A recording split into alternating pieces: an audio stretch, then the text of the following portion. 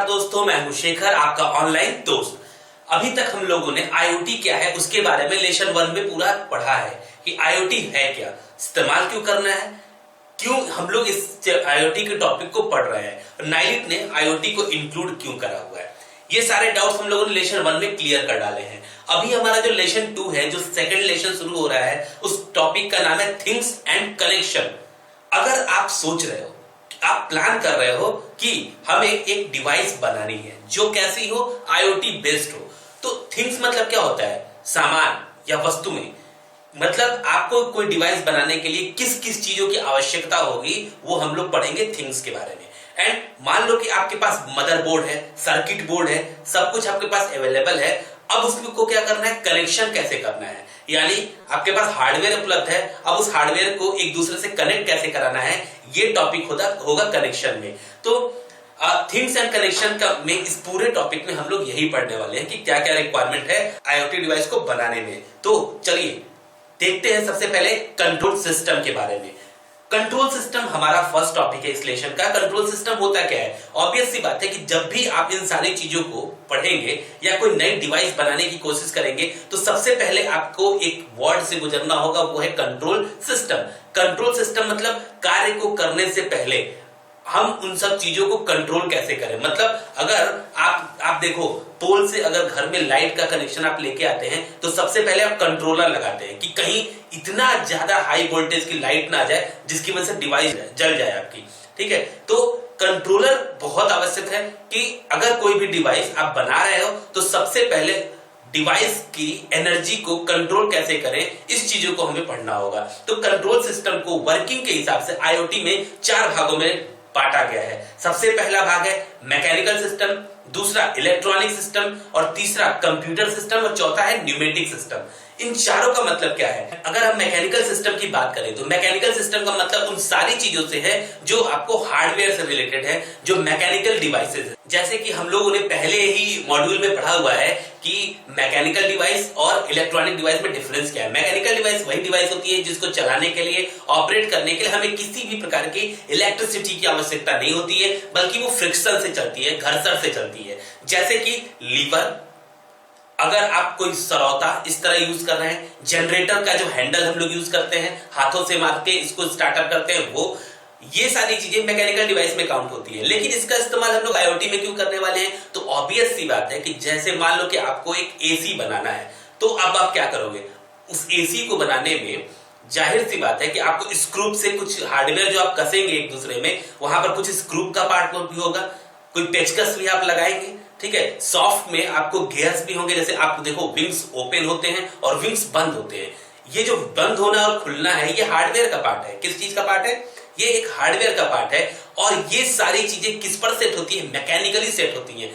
अब अगर गियर, मतलब आप देखो कि कभी कोई भी मशीन हो, चाहे आप कार भी बनाते हैं, कार का फाटक जो आप ओपन करते हैं, फाटक तो ओपन करते हैं तो वो किसी न किसी स्क्रू पर, बोल्ट पर ही होता है कि आराम से ओपन होता है और तुरंत उस पर सेट हो जाता है। ये हमारा क्या है, मैकेनिकल पार्ट। यानी जब पहली बार आप आईओटी की किसी भी डिवाइस को बनाएंगे तो मैकेनिकल पार्ट्स का अध्ययन जरूर करेंगे कि हमें स्क्रू, बोल्ट और कितने स्पेस पर हमें वो चीज बनानी है। मतलब अगर आप एक कार भी डिजाइन कर रहे हैं तो कार का फाटक कितना चौड़ा होना चाहिए, कितना हाइट होनी चाहिए, कहां से कर्व होना चाहिए, कहां से कट होना चाहिए, ये सारी चीजें हमें पहले से मालूम होनी चाहिए। अब हम पूरा एग्जांपल कार को लेके ही समझाते हैं। तो उस कार को, जैसे आपको पता है कि आज के डेट में जो भी कार डिजाइन हो रही है वो पूरा आईओटी बेस्ड है। आप रिमोट दबाते हैं, कार का शीशा लॉक हो जाता है, आप रिमोट दबाते हैं, उसके सारे फाटक लॉक हो जाते हैं। तो ये सारी टेक्नोलॉजी उसमें अवेलेबल है।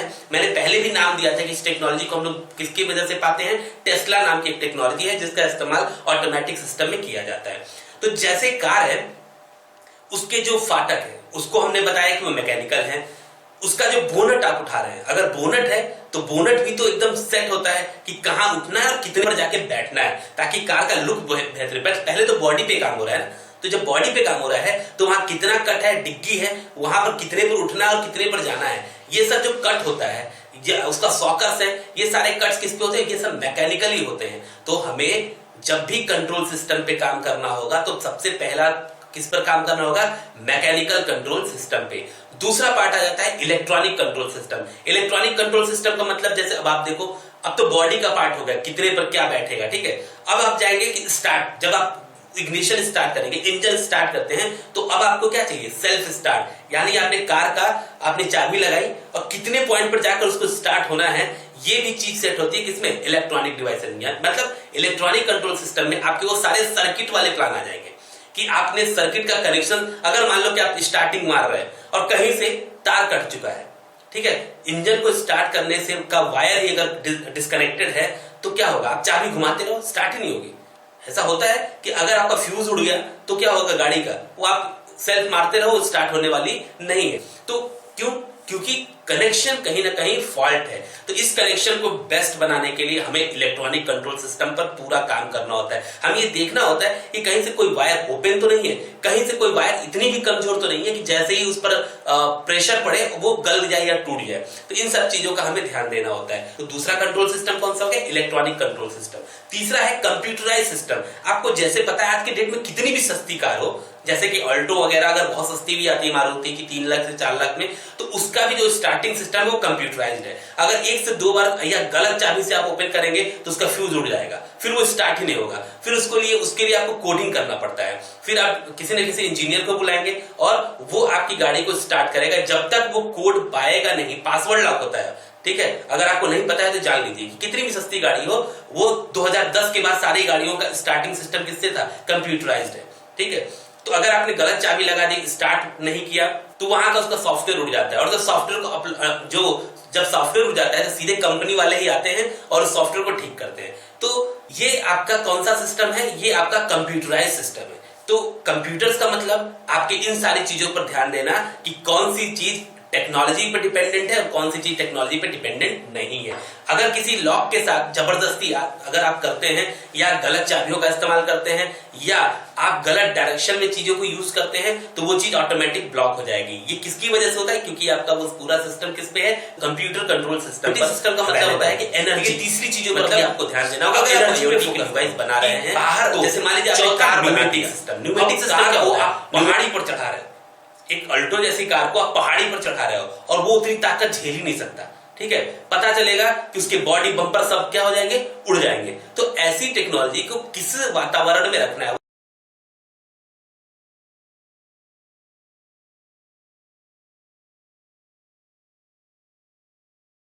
वो कितनी एनर्जी का प्रेशर झेल सकता है, इस चीज को मेंटेन करने के लिए हमने न्यूमेटिक टेक्नोलॉजी का इस्तेमाल किया है कि वो एनर्जी को कंट्रोल करेगा। आप देखो, जैसे आप ट्रेन है, ट्रेन का दरवाजा ऑटोमेटिक, लिफ्ट है, लिफ्ट का दरवाजा ऑटोमेटिक बंद हो जाता है। ज्यादा पावर अगर उसमें मतलब उसकी कैपेसिटी 5 लोग को बैठाने की है, तो उसमें 6 लोग चढ़ गए, 7 लोग चढ़ गए, तो लिफ्ट का दरवाजा बंद ही नहीं होगा, ठीक है।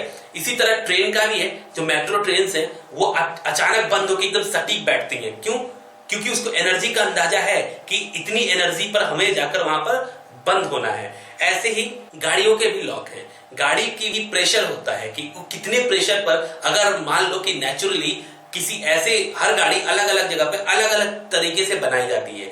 जैसे किसी वेदर में मान लो ठंडा प्रदेश है, हिल स्टेशन है, तो वहां गाड़ी जो बनाई जाती है वो उस हिसाब से बनाई जाती है ताकि वो मजबूत रहे, वो बड़ी से बड़ी ऊंची पहाड़ियों पर भी चढ़ ले, ठीक है। तो इन सब चीजों को हम लोग ध्यान देते हैं किसमें, न्यूमेटिक सिस्टम में। यानी जब भी आप IoT की कोई भी डिवाइस बना रहे हो तो इस बात का आपको ध्यान देना होगा कि आप 4 फंक्शंस पे 4 कंट्रोल सिस्टम को जरूर टच करो। पहला मैकेनिकल कंट्रोल सिस्टम, जिसमें मैंने बताया कि आपको क्या क्या चीजें ध्यान देनी है।